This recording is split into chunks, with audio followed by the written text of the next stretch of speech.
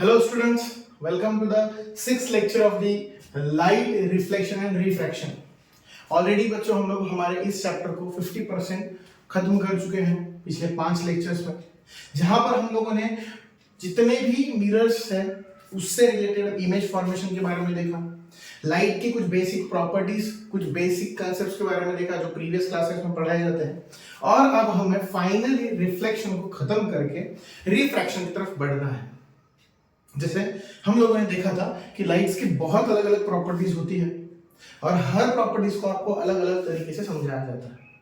आगे जाकर 11 और 12 स्टैंडर्ड में आपको ये भी देखने को मिलेगा कि कई बार ऐसा होता है कुछ सिचुएशन में लाइट की एक ही कंडीशन में, एक ही वक्त में आपको दो अलग अलग प्रॉपर्टीज देखने को मिल सकती है। अभी के लिए हम लोगों ने आपको रिफ्लेक्शन अलग से समझाया और रिफ्रैक्शन अलग से समझाया, पर कुछ ऐसे कंडीशंस भी आते हैं प्रैक्टिकल लाइफ में जहां पर आपको शायद ये दोनों चीजें साइमल्टेनियसली दिखाई दे, पर ये नेक्स्ट ईयर की बात है। अभी के लिए हम ये समझने की कोशिश करेंगे separately what is mean by refraction. जैसे हम लोगों ने रिफ्लेक्शन के बारे में देखा, 2 मिनट पहले उस पर बात कर लेते हैं। रिफ्लेक्शन में हमने ये देखा कि whenever the object will be kept in front of the mirror, the image will be formed of that object. Plane mirror के केस में साइज ऑफ द ऑब्जेक्ट और size of the image same होता है। Concave mirror के case में it will depends on distance between mirror and object. जैसे जैसे mirror और ऑब्जेक्ट का डिस्टेंस बढ़ेगा या घटेगा तो उस हिसाब से उसकी इमेज अलग अलग बनने वाली थी। और कॉन्वेक्स मिरर में आपको दो कंडीशन पढ़ाई जाती थी, एक एट द इनफाइनाइट लेवल और एक बिटवीन इंफिनिटी एंड पोल, उनके बीच में कहीं पर भी रख दो आपको इमेज सेम मिलने वाली थी।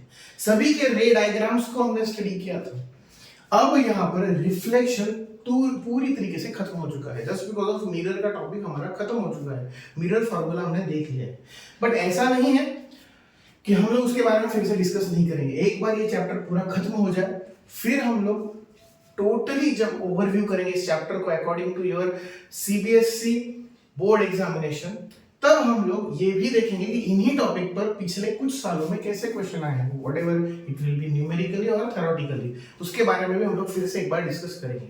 फिलहाल के लिए अब आप लोग नोटबुक और पेन निकाल लीजिए और हम लोग आगे के टॉपिक को डिस्कस करना स्टार्ट करते हैं, दैट इज रिफ्रैक्शन।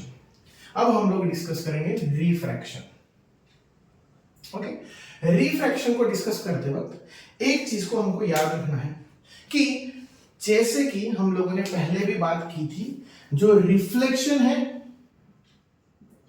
रिफ्लेक्शन हमें कहां पर ऑब्जर्व होता है, तो मिरर्स में ऑब्जर्व होता है। मिरर्स में या जो भी कोई पॉलिश्ड सरफेस है वहां पर आपको ये चीजें ऑब्जर्व होती है। और जब जब आपके मन में रिफ्रैक्शन ये चीज आए तब आप फिलहाल एटलीस्ट इस साल के लिए तो भी, फिर से बोल रहा हूँ, इस साल के लिए तो भी कुछ चीजें आपके लेवल के हिसाब से दी है, आगे आके और कुछ नया देखने को मिलेगा। तो तब ये मत सोचना कि 10th स्टैंडर्ड में जो बताया गया था वो गलत था, नहीं गलत नहीं था, बस आपके लेवल तक जितना सफिशिएंट है उतना ही बताया जा रहा है आगे के लिए। तो रिफ्रैक्शन जब जब वर्ड आ जाए तो हमेशा मिरर को भूल जाइए और लेंस या फिर कोई भी ट्रांसपेरेंट मीडियम को याद रखना स्टार्ट कर दीजिए। इसका मतलब हम लोग ये बोल सकते हैं, we can say that the reflection is a phenomenon of the light, property of the light which is observed in the case of mirrors only. It will be plane mirror, it will be concave mirror or it will be convex mirror. But आपको जब refraction study करना हो तो आपको किसके बारे में सोचना पड़ेगा, या तो लेंस के बारे में या तो कोई भी ट्रांसपेरेंट मीडियम के बारे में। सो अब हम लोग इस बात पर आते हैं, यहां पर हम लोग दो चीजों को डिवाइड कर देते हैं। फिलहाल के लिए बेसिकली हम फर्क रिफ्रैक्शन को अच्छे से जानने के लिए फिर से थोड़ा सा पीछे जाते हैं। फर्स्ट लेक्चर में मैंने आपको जो पढ़ाया था linear propagation property, linear propagation property. अब लीनियर प्रोपोगेशन प्रॉपर्टी में मैंने आप लोगों को जो पढ़ाया था वो क्या था कि whenever a light will be passing through the single medium only, it will always travel in straight line. यहां पर लिखवा कर देता हूं, when light travels through, when light travels through single medium only, it will travel through single medium only. It will always travels in straight line or straight path. जब जब light सिर्फ single medium से transfer होती है, जब light सिर्फ single medium से transfer होती है तो वो सीधा एक ही लाइन में ट्रैवल करती है. That is called as linear propagation property. When light travels to the single medium only, it will always travels in straight line और स्ट्रेट पाथ. अब आते हैं लीनियर प्रोपगेशन प्रॉपर्टी के बाद रिफ्रैक्शन पर. एक्चुअली सबसे पहले रिफ्रैक्शन का डेफिनेशन क्या है वो देख लेते हैं. रिफ्रैक्शन का definition, okay, when light passing through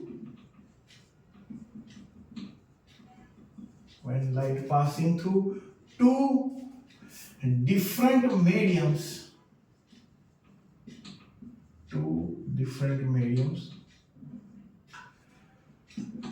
it will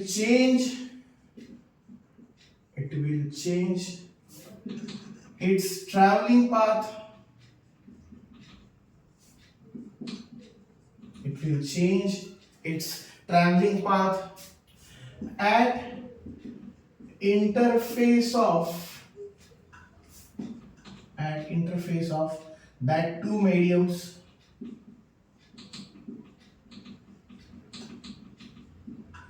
Such property of light called as refraction. Such property of light called as refraction. That means we can say that whenever the light passing through two different mediums, it will change its traveling path, and that property of the light is called as refraction. पहले ये note down कर लीजिए. Okay, so क्या देखा हम लोगों ने? Whenever the light will be passing through two different mediums, it will change its traveling path. वो straight line में travel नहीं करेगा फिर, तब उसे बोला जाता है रिफ्रैक्शन. अब ऐसा नहीं है कि फिर वो जब दो अलग अलग मीडियम में ट्रांसफर होगा तो उसका पाथ चेंज होने का मतलब क्या होता है, उसे हम with the help of diagram देखेंगे. जैसे मान लेते हैं कि हम लोग अभी के लिए फिलहाल जो हमारा विजन है, जो लाइट रेस पास हो रही है, वो with the help of air medium है अभी फिलहाल बीच में, इसके एयर से लाइट ट्रैवल कर रही है. तो जब तक वो लाइट एयर में ट्रैवल कर रही है तब तक वो स्ट्रेट लाइन में ही ट्रैवल करेगी. वहां से मान लीजिए कि फिर वहां पर सामने कोई एक ग्लास स्लैब है या फिर कोई एक डेंसर मीडियम है दूसरा, जब वो उसमें एंटर करेगी तो वो उसका पाथ हल्का सा चेंज करेगी. बट वो जो लाइट रे उस डेंसर मीडियम से जा रहा होगा तब उसका लाइट का पाथ उस डेंसर मीडियम में भी स्ट्रेट ही होगा. बस वो चेंज कहां पर करेगा, वो जो बाउंड्री है रेयर मीडियम और डेंसर मीडियम की जो बाउंड्री है उनमें जब वो लाइट रे क्रॉस होगी एक दूसरे में से, तब वहां पर रिफ्रैक्शन ऑब्जर्व होता है. पहले ये नोट डाउन कर लीजिए. अभी कैसे जितनी डेफिनेशन याद रखिए, जब सिंगल मीडियम में पास होगी तो स्ट्रेट लाइन में ट्रैवल करेगी, that is called as linear propagation property. जब दो अलग अलग मीडियम में ट्रांसफर होगी तब उसे बोला जाएगा, sorry for disturbance. So whenever the light ray will be passing through the two different medium, it will change its traveling path, उसे बोला जाता है रिफ्रैक्शन. अब उसके बारे में हम लोग with the help of diagram देखेंगे. बट उससे पहले कुछ सवाल ऐसे जो आपके बुक में भी डिस्कस किए एज अ एक्टिविटी बोली या फिर एज अ प्रैक्टिकल डिस्कशन. कहां देखा जाता है रिफ्रैक्शन. जैसे मान लीजिए कि कभी आपने अगर कोई एक ट्रांसपेरेंट मीडियम लिया हो, कोई एक ट्रांसपेरेंट कंटेनर है जैसे फिश टैंक वगैरह में होता है, उसमें आप क्या कीजिए, ऊपर से अगर आप टॉप व्यू से अगर उस चीज को आप ऑब्जर्व करते हो तो आपको ऐसा दिखाई देगा कि जो आपका बॉटम ऑफ द टैंक है वो हल्का सा ऊपर की तरफ आपको दिखाई देता है. ऐसा क्यों होता है? या फिर उस वाटर टैंक में जो भी कोई चीज है, मान लीजिए फिश है, अगर मैं यहाँ पर कहीं पर भी with the help of diagram अगर दिखाने की कोशिश करूं तो मान लो कि सपोज ये यहाँ पर आप आपने एक वाटर टैंक लिया, उस वाटर टैंक में अगर यहाँ पर हम लोग फिश को ऑब्जर्व करेंगे, ठीक है, तो अगर वो फिश यहां पर आपको दिखाई दे रही है, आप अगर ऊपर से देख रहे हो, ठीक है, इस तरीके से नीचे की तरफ देख रहे हो, तो अगर वो फिश आपको यहां दिखाई दे रही है तो वो एक्चुअली वो वहां पर नहीं है, वो उसे थोड़ा हल्का सा नीचे की तरफ है। अब ऐसा क्यों हुआ? अगर वो नीचे की तरफ है, वो आपको ऊपर की तरफ क्यों दिखाई दे रही है और साइज में हल्की सी बड़ी भी दिखाई दे रही है? जस्ट बिकॉज ऑफ जब आप उसे यहां से देख रहे हो ऊपर से, तो ये ऊपर जो एरिया है इतना, यहां पर जो मीडियम है वो कौन सा मीडियम है? एयर है। और आपके तरफ से निकलने वाली लाइट रेज वो एयर से कहां जा रही है? वाटर में। दो अलग अलग मीडियम है, air is a rare medium और water is a denser medium, उस पे भी आएंगे बाद में क्या होता है दोनों चीजें। तो दो अलग अलग मीडियम से लाइट पास होने की वजह से क्या हो रहा है, आपको जो फिश है वो नीचे की तरफ, जो ऑलरेडी नीचे है, वो उससे थोड़ा सा ऊपर की तरफ दिखाई देती है और थोड़ी सी बड़ी दिखाई देती है, जस्ट बिकॉज ऑफ रिफ्रैक्शन। उसके अलावा कई बार आप लोगों ने देखा होगा एज अ गिफ्ट, अगर मान लो कोई भी आपको पेपर वेट वगैरह जैसे लाइक देता है, वो भी अगर ट्रांसपेरेंट है, ग्लास से बना हुआ है, तो कई बार उसमें नेम वगैरह प्रिंट किए होते हैं। अगर नहीं प्रिंट किए तो वो transparent glass slab paper weight, एक काम कीजिए, आप किसी भी प्रिंटेड पेपर पर रखिए, तो आपको एक ऑब्जर्व होगा, आप पेपर को, उस पेपर वेट को साइड में हटाकर देखिए, हैंडराइटिंग आपको नॉर्मल दिखाई देगी, हैंडराइटिंग नॉर्मल दिखाई देगी। अब इसी के सामने एक पेपर वेट, एक ग्लास स्लैब लाकर रख दीजिए, यही वर्ड्स आपको थोड़े आगे की तरफ मुंह दिखेंगे, थोड़े बड़े नजर आएंगे, जस्ट बिकॉज ऑफ क्यों? Just because of refraction. ये सिर्फ और कुछ नहीं, रिफ्रैक्शन है। लाइट रेज उस ग्लास स्लैब में से जब पास हो रही है तब ये सब हो रहा है, और जो चीज जहां पर है वहां से थोड़ा सा ऊपर की तरफ दिखाई दे रही है और थोड़ा सा बड़ा दिखाई दे रही है, जस्ट बिकॉज ऑफ क्योंकि रिफ्रैक्शन हो रहा है। अब किसी ने ऐसे नहीं देखा होगा तो मान लेते हैं यहाँ पर और कुछ डायग्राम्स निकालते हैं हम लोग, अगर ये चीजों को नहीं ऑब्जर्व किया है तो उसके अलावा भी कुछ ऐसे एग्जांपल्स हैं जो आपने आपके डेली लाइफ में कहीं ना कहीं तो देखे होंगे। ओके, उसमें से एक बेस्ट एग्जांपल है कि मान लो कि एक बड़े से कंटेनर में वाटर भरा हुआ है और वहां पर आप लोग एक स्टिक को ले लीजिए, जैसे हम लोग यहां पर मान लीजिए एक वाटर टैंक ले लिया,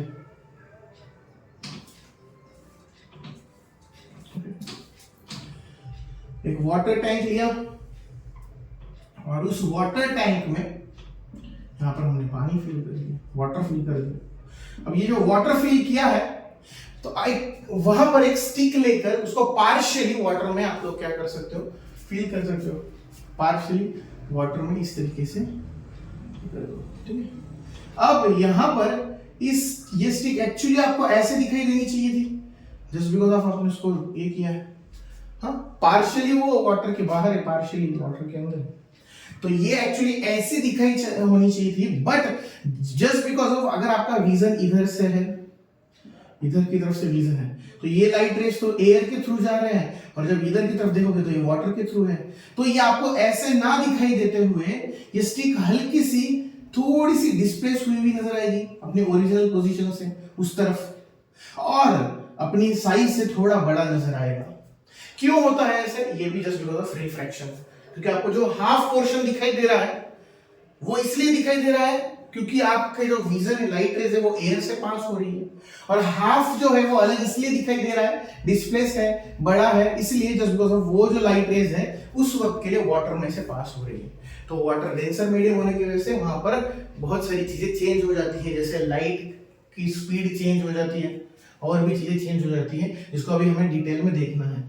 तो ये सारी चीजें, जैसे पहले वाला फिश वाला एग्जांपल, दूसरा वर्ड्स वाला एग्जांपल, तीसरा स्टिक वाला एग्जांपल, इन सभी में ओरिजिनल वो जैसे है वैसे नहीं नजर आते हुए, थोड़ा बड़ा और थोड़ा सा साइड में होते हुए या ऊपर की तरफ आते हुए नजर दिखाई देगा।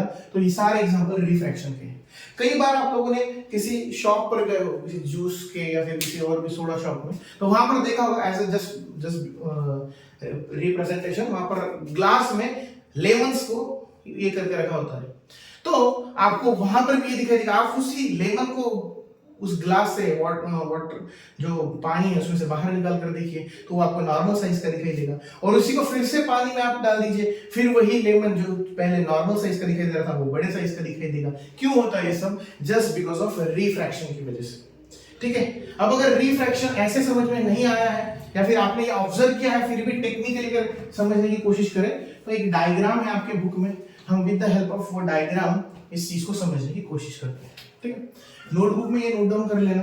हाँ, पूरा या तो आपको डेफिनेशन पूछा जाता है, एग्जांपल पूछे जाते हैं, तो उसमें आप ये सब एग्जांपल्स देखकर लिख सकते हो, ऑलरेडी आपके बुक में भी दिया है। अदरवाइज अगर आपको रिफ्रैक्शन को विद द एक्टिविटी अगर एक्सप्लेन करने को बोला जाए रिफ्रैक्शन, तो आप इसे कैसे एक्सप्लेन करोगे? चलो ऐसा करते हैं, यहां पर एक ग्लास स्लैब ले लेते हैं। इसको आपको आपके पर आप जो भी स्कूल वगैरह में हो वहां पर भी करवाया जाता है इस एक्टिविटी को। अब क्या है, ये जो है आपका ग्लास स्लैब है और ग्लास स्लैब एक डेंसर मीडियम है। ओके, ग्लास स्लैब एक डेंसर मीडियम है।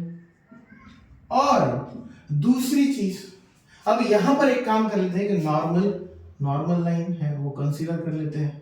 याद होगा आपको what is a normal line, जहां से हमें एंगल मेजर करना होता है लाइट के, वो होता है आपका नॉर्मल। ठीक है, यहां पर और एक नॉर्मल मैं कंसीडर कर लेता हूं।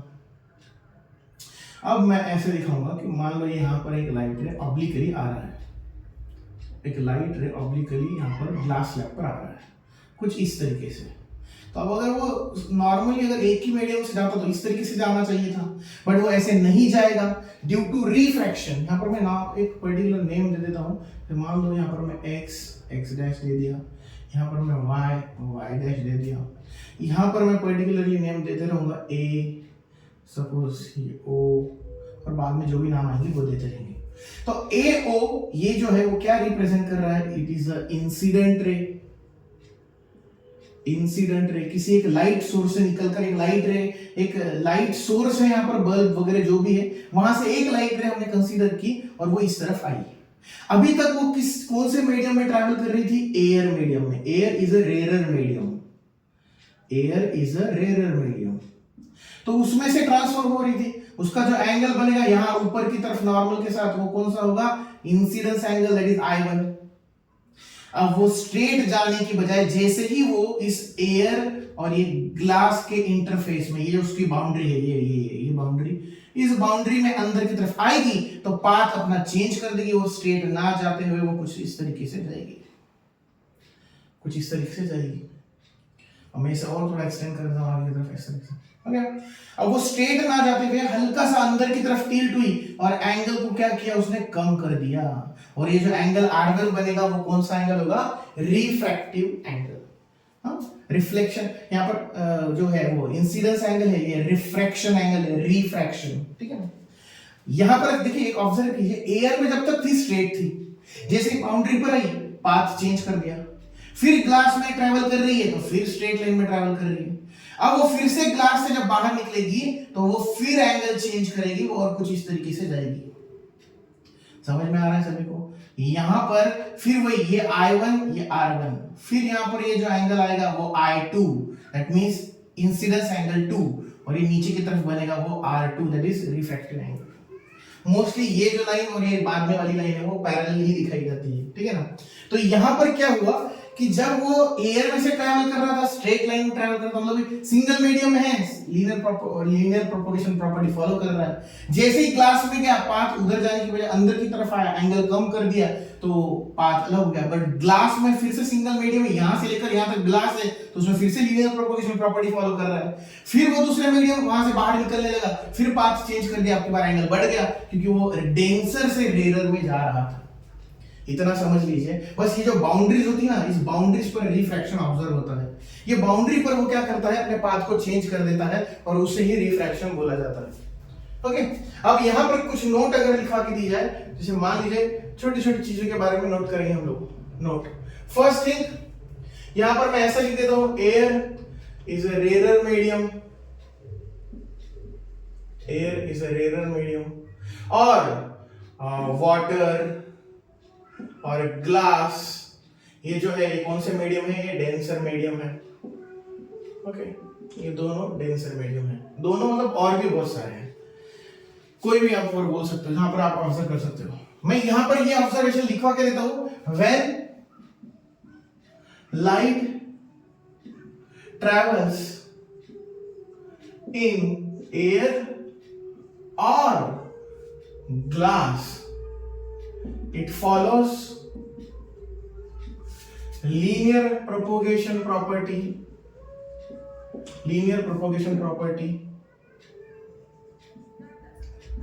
but at the boundary of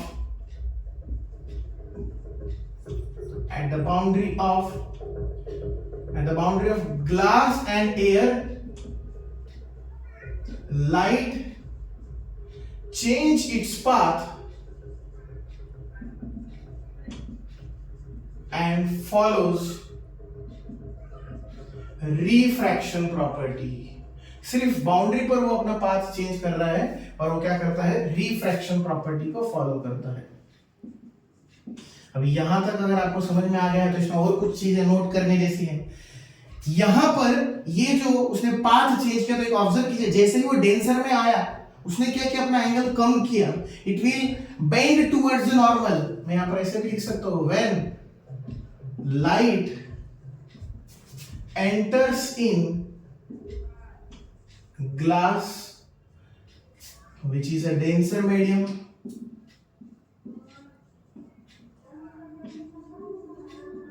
it bends towards the normal.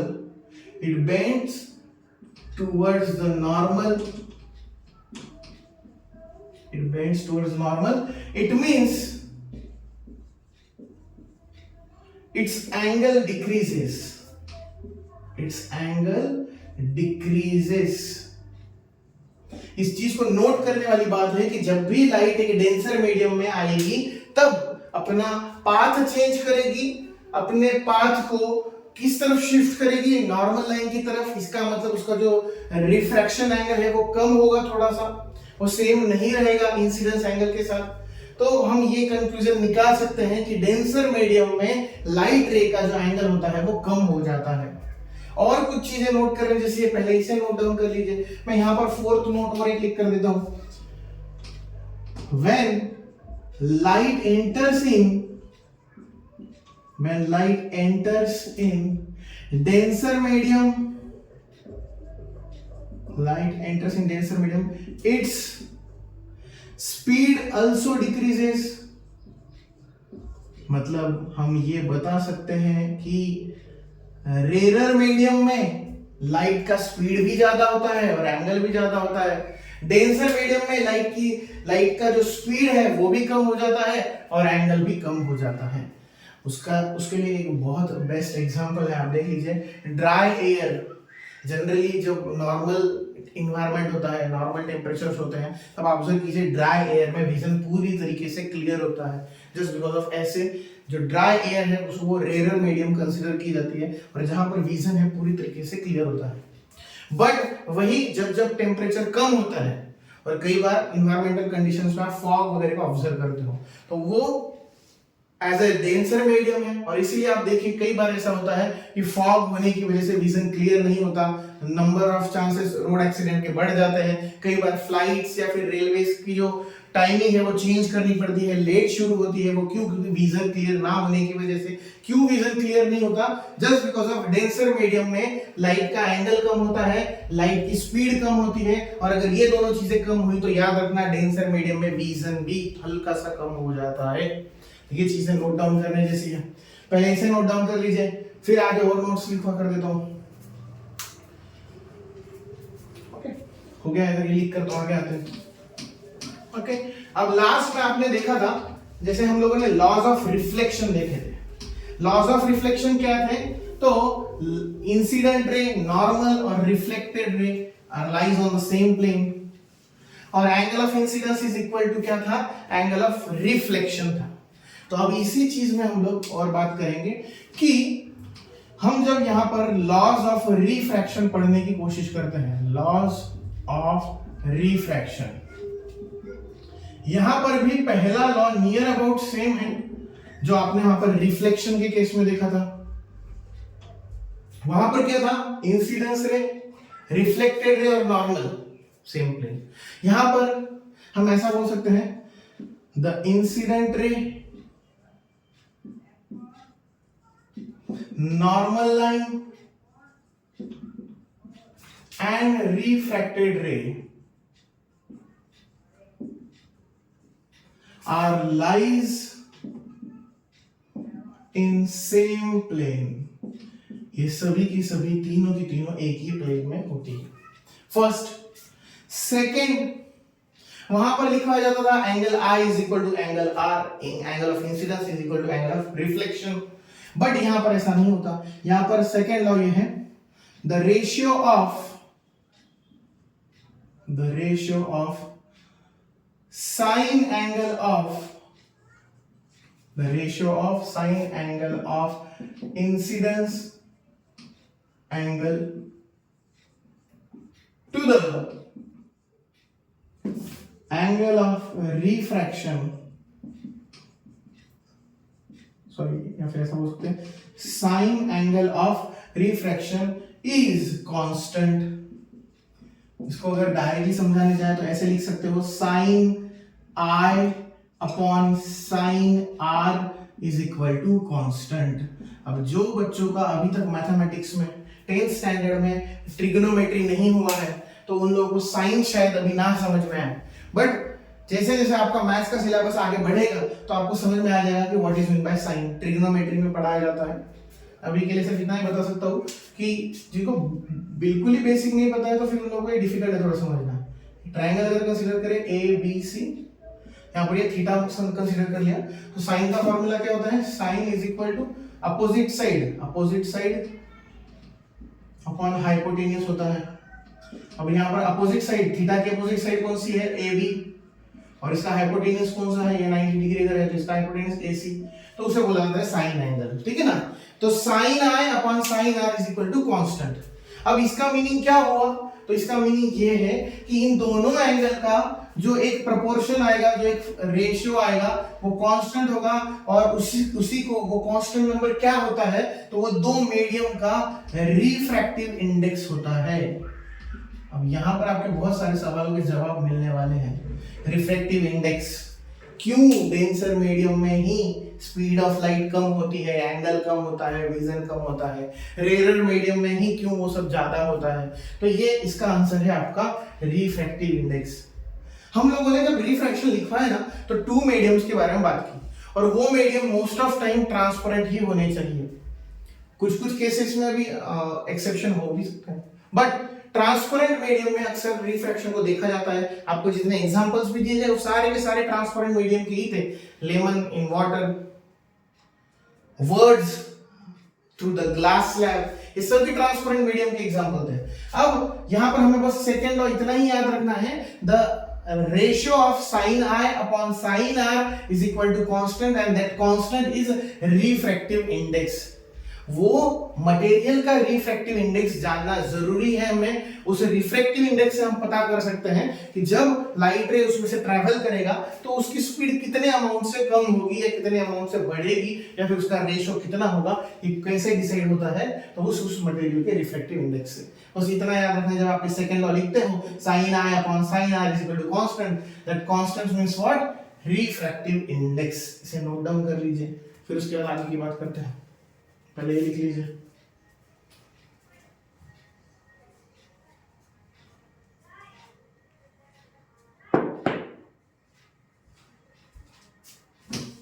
चलो अगर हो गया है तो नेक्स्ट टॉपिक पर आते हैं.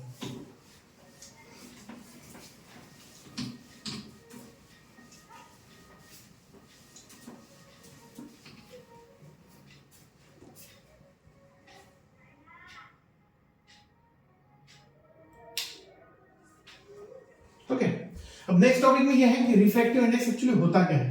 पहले वो समझ लेते हैं. What is mean by refractive index.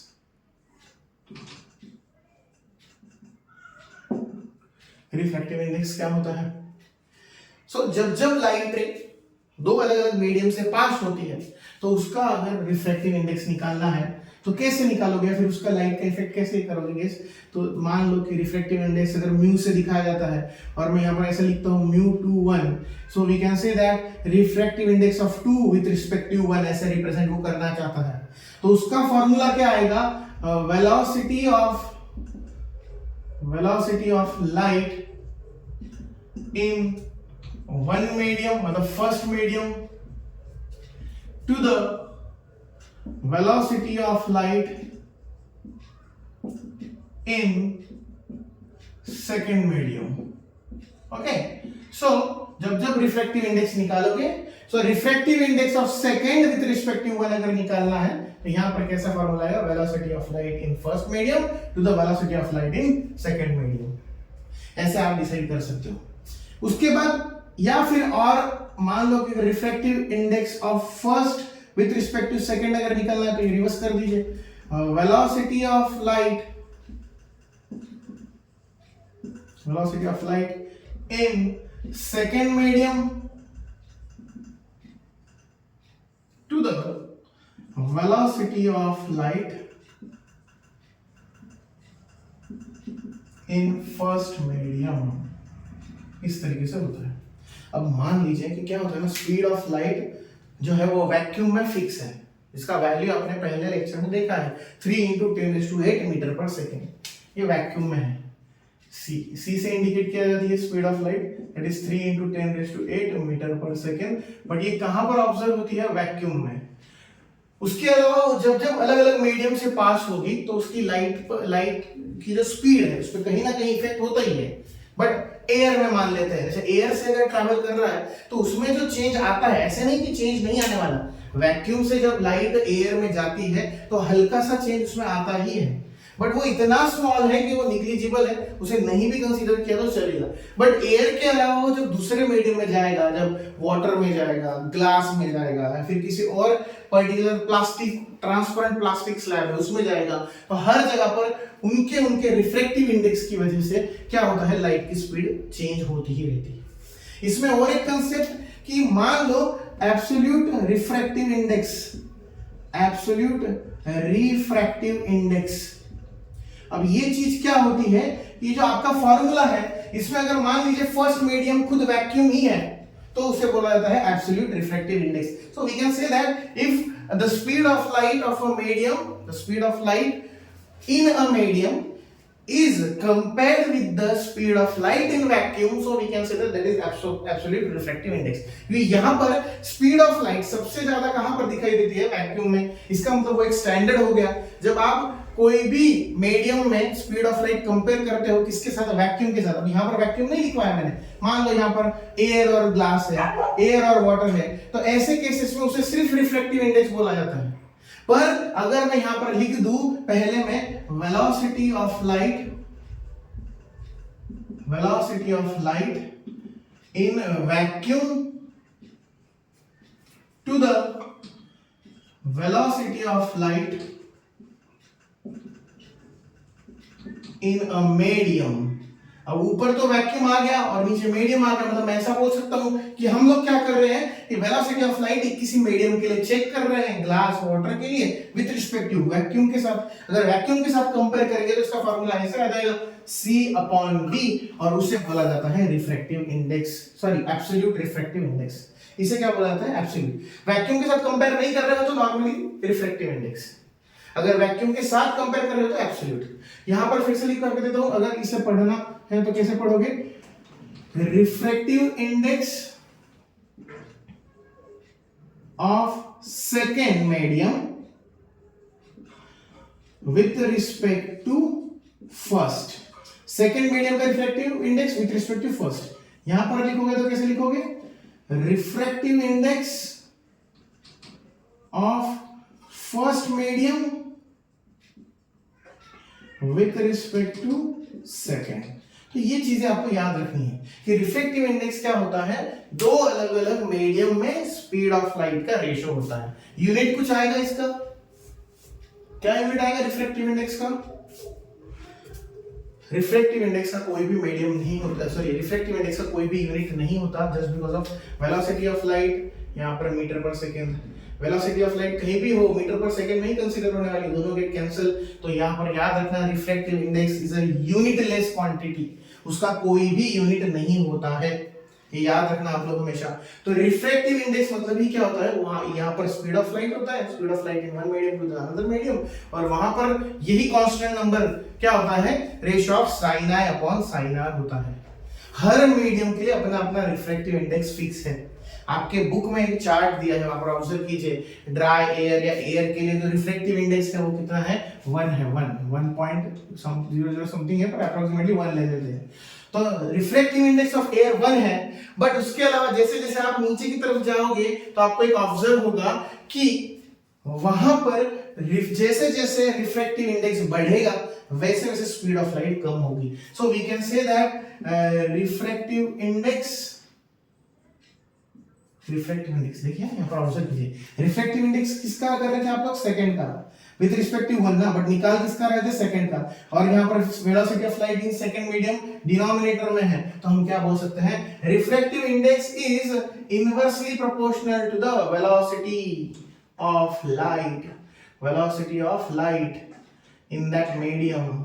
मतलब इन दैट मीडियम मतलब क्या, यहां पर मैं बोल सकता हूं कि जैसे जैसे रिफ्रैक्टिव इंडेक्स किसी भी मीडियम का बढ़ता है वैसे वैसे उसमें उस स्पीड ऑफ लाइट क्या होती जाती है, कम कम होती जाती है। If the refractive index will be increases that means it is a denser medium.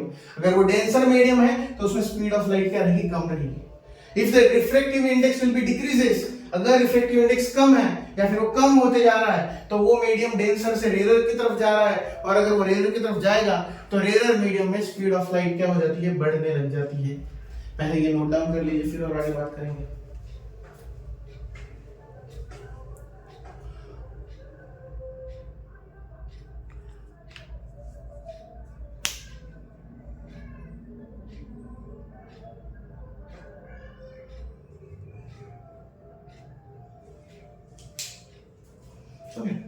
अब अगर ये चीजें आपको समझ में आ रही है धीरे धीरे, तो इसमें एक और चीज रिफ्रैक्शन से रिलेटेड जो आपके बुक में एज अ नोट में दी है उसे भी समझ लेते हैं। कई बच्चों को अभी भी डेंसर और रेयर में शायद इतना डिफरेंस समझ में ना आ रहा हो, ठीक है ना, तो याद रखना, साफ साफ लिख लेते हैं हम लोग नोट में एज अ नोट।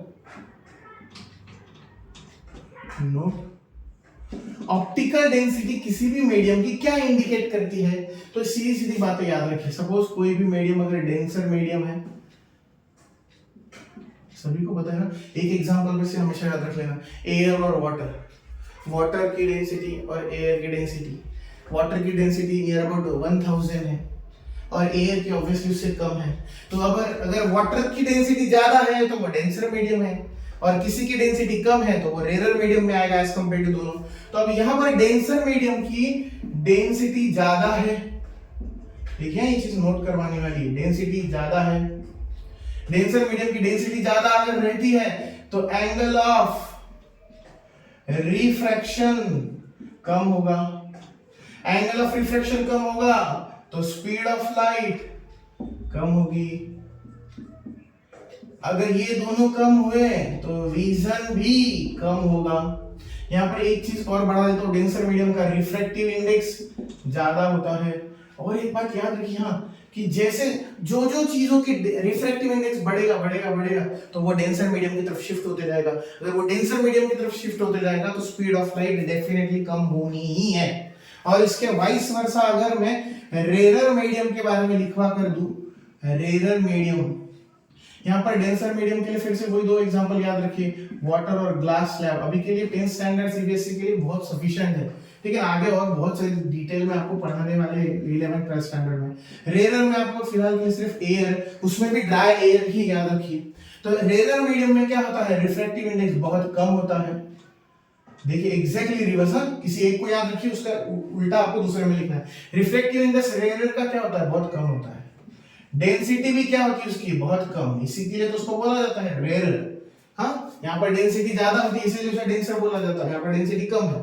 अब ये दोनों चीजें यहाँ पर ज्यादा थी तो यहाँ पर कम है। अब उसके उल्टा यहाँ पर अगर डेंसिटी कम है, रिफ्रैक्टिव इंडेक्स कम है, तो एंगल ऑफ इंसिडेंस इनके पार्ट में आता है। तो एंगल ऑफ इंसिडेंस या एंगल ऑफ इंसिडेंस क्यों, नेक्स्ट टाइम जब ग्लास स्लैब में से बाहर निकल रहा था तब भी तो एंगल बढ़ा ही था। एंगल ऑफ इंसिडेंस हो या फिर एंगल ऑफ रिफ्रैक्शन हो, बढ़ेगा ही बढ़ेगा। रेयर मीडियम में एंगल हमेशा बढ़ेगा। ओके, एंगल अगर बढ़ेगा तो स्पीड ऑफ लाइट भी क्या होगी, बढ़ेगी। और अगर स्पीड ऑफ लाइट बढ़ेगी तो क्या होगा, विजन भी बढ़ेगा। रेयर मीडियम में विजन ज्यादा होता है, डेंसर मीडियम में विजन कम होता है। रेयर मीडियम में कोई भी चीज बहुत आसानी से दिखाई देती है, लाइट बहुत इजीली बहुत फास्ट पास हो सकती है, और डेंसर में उसी लाइट को पास होने के लिए थोड़ा सा वक्त लगता है। तो ये चीजें हमें समझनी बहुत जरूरी है। यही चीज आपकी ऑप्टिकल डेंसिटी भी इंडिकेट करती है।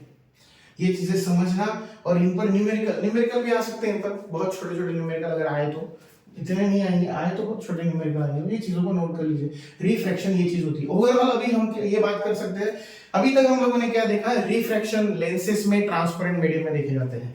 रिफ्रैक्शन मतलब क्या, जब जब लाइट दो अलग अलग मीडियम में पास होगा तो उनकी बाउंड्री पर वो उसका पाथ चेंज करता है, तो उस प्रॉपर्टी को रिफ्रैक्शन बोला जाता है। ग्लास स्लैब के केस में हमने देखा, जब इंसिडेंस रे एयर से आ रहा था तो वो एंगल आई बना रहा था नॉर्मल के साथ, वो स्ट्रेट जाने की बजाय जैसे ही ग्लास बाउंड्री पर आया उसने अपना पाथ चेंज कर दिया, वो बेंड हो गया नॉर्मल की तरफ। इसका मतलब उसका एंगल कम हो गया। एंगल कम हुआ तो स्पीड ऑफ लाइट भी कम हुई। स्पीड ऑफ लाइट कम होती है तो विजन भी कम होता है। कुछ चीजें आपको ऊपर की तरफ नजर आती हैं, ये सारी चीजें आपको देखने को मिलती है। कुछ चीजें डिस्प्लेस हो जाती है अपनी जगह से, तो उसे क्या बोला जाता है, रिफ्रैक्शन। पर वही ग्लास स्लैब से फिर से जब वो बाहर निकलेगी वो लाइट रे, तो फिर से उसका एंगल बढ़ जाएगा। एंगल बढ़ेगा तो स्पीड ऑफ लाइट बढ़ेगा, और स्पीड ऑफ लाइट बढ़ा तो विजन भी बढ़ेगा। रेयर मीडियम में ये सारी चीजें ज्यादा होती है, डेंसर मीडियम में कम होती है। ये सारा खेल रिफ्रैक्टिव इंडेक्स का है। रिफ्रैक्टिव इंडेक्स बढ़ते जाएगा तो वो कोई भी मीडियम डेंसर बनते जाएगा। एयर का एग्जांपल लिया ना हमने, ड्राई एयर में जो रिफ्रैक्टिव इंडेक्स है वो बहुत कम है, बट अगर कोई वेट एयर है या फॉग वगैरह जैसे कंडीशंस हैं उनमें ऑब्वियसली वो डेंसर है, इसका मतलब उसका रिफ्रैक्टिव इंडेक्स बढ़ा ही होगा। अगर रिफ्रैक्टिव इंडेक्स बढ़ गया तो इसका मतलब वो डेंसर में कन्वर्ट हो गया। अगर डेंसर में कन्वर्ट हो गया तो विजन ब्लर होने लग जाता है, उतना क्लियरली दिखाई नहीं देता, just because of angle of reflection, refraction, angle speed of light और विजन कम होने की वजह से। ये नोट डाउन कर लीजिए, और नेक्स्ट लेक्चर के बारे में अभी इंट्रोडक्शन देख लेते हैं कि हमें रिफ्रैक्शन कहां कहां पर देखना है। पहले ये लिख लीजिए, फिर लास्ट टॉपिक डिस्कस करते हैं।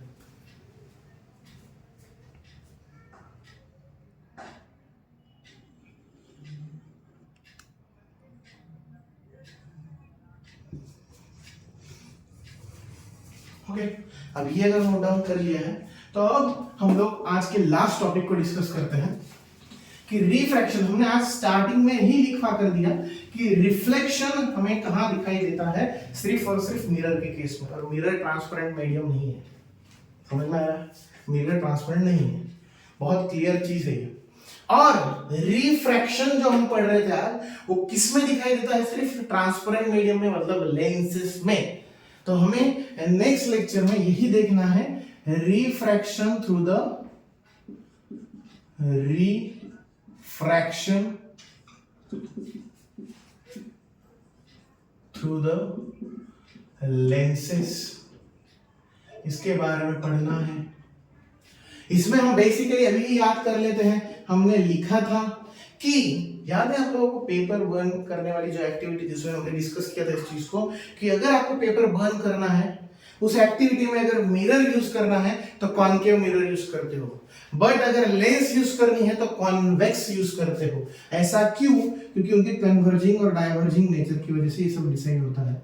तो मैं ये ही बताना चाहता हूं कि अगर यहां पर हमने अगर एक डबल कॉन्वेक्स लेंस यूज कर दी, ये डबल कॉन्वेक्स लेंस है, दोनों तरफ से आउटर है ना, आउटवर्ड कर्व है इसलिए, तो अगर ये डबल कॉन्वेक्स लेंस मैंने यूज की,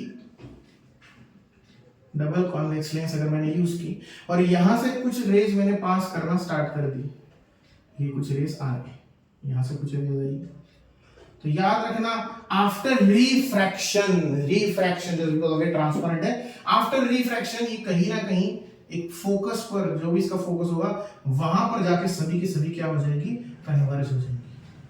वो जिस पॉइंट पे कन्वर्ज होंगे उसे फोकस बोला जाता है। सो ऐसा क्यों हुआ? जस्ट बिकॉज ऑफ जो आपका कॉन्वेक्स लेंस होती है, कॉन्वेक्स लेंस वो कैसी होती है, कन्वर्जिंग नेचर की। कन्वर्जिंग मतलब क्या, कि लाइट रेज आफ्टर रिफ्रैक्शन सभी की सभी लाइट रेज एक जगह पर आकर मिलेगी, इसलिए उसे कन्वर्जिंग लेंस बोला जाता है। तो कॉन्वेक्स के केस में ये दिखाई देता है। मिरर में याद होगा आप लोगों को, रेज कभी भी इस तरफ नहीं आई थी, वो रिफ्लेक्ट होकर उधर ही इमेज बना रही थी।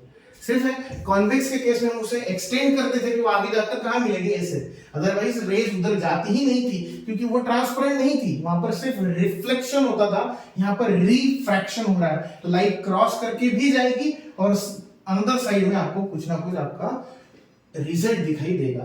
वो किस चीज का रिजल्ट है? रिफ्रैक्शन का रिजल्ट है, सही है ना। यहां से अपने पाथ चेंज कर दिया उसने, और पाथ चेंज करने के बाद कुछ ना कुछ आपको इफेक्ट दिखाई देगा। ये हो गया इसके बारे में।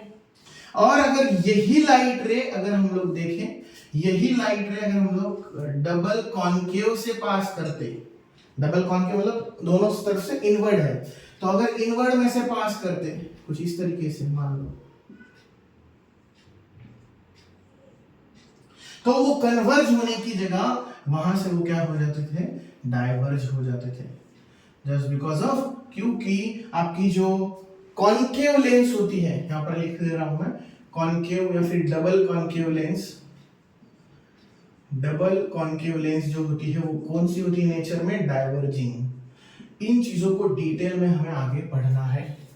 और इसके बाद आज हमारा 6th लेक्चर था, इसके बाद जो हमारा 7th लेक्चर होगा, that is last lecture on this series, मतलब according to your books theoretical concept के साथ लास्ट लेक्चर में हम लोग रिफ्रैक्शन थ्रू द लेंसेस, उसकी रे डायग्राम्स और लेंस फार्मूला के बारे में देखेंगे। अगर पॉसिबल हुआ तो उसी लेक्चर में हम लोग लेंस फार्मूला से रिलेटेड न्यूमेरिकल्स भी देख लेंगे। वहां तक हम लोग की जर्नी सिर्फ बुक के हिसाब से खत्म हो चुकी होगी।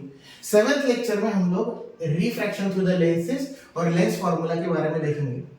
उसके बाद अगर वो चैप्टर खत्म हो जाता है हमारा, तो फिर हम 8th, 9th, 10th 3 लेक्चर्स में ये भी देखेंगे कि सीबीएसई के प्रीवियस ईयर के एग्जाम्स में इस चैप्टर पर, इन कंसेप्ट पर कैसे कैसे क्वेश्चन आए हैं।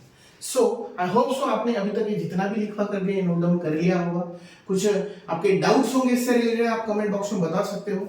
हाँ, और एक बात याद रखिए, जब आप पढ़ाई कर रहे हो, जब आप स्टडी कर रहे हो, तो इसी चीज को बस आज स्टडी करके रख दिया ऐसा मत कीजिए। बार बार इसकी रे डायग्राम्स को स्टडी कीजिए, जस्ट बिकॉज ऑफ आपके लिए बहुत इंपॉर्टेंट चैप्टर है, अभी के लिए नहीं, according to next point, future point of view, उसके लिए भी बहुत इंपॉर्टेंट है। ये चीजें नोट डाउन करते वक्त याद रखिए। ये लेक्चर करने से पहले 5-10 मिनट पीछे के जो 5 लेक्चर उसे एक बार रिवाइज कर लीजिए। आपने जो भी नोटबुक में लिखा है उसे पढ़ लीजिए, ताकि आपको पिछला सब याद आ जाए। ठीक है, बस इस तरीके से स्टडी करते रहिए। और अगर कुछ भी डाउट रहा तो आप कमेंट बॉक्स में बताइए। नेक्स्ट लेक्चर में हम अगले टॉपिक को डिस्कस करेंगे, तब तक के लिए प्रिपरेशन जारी रखिए। Okay, thank you so much.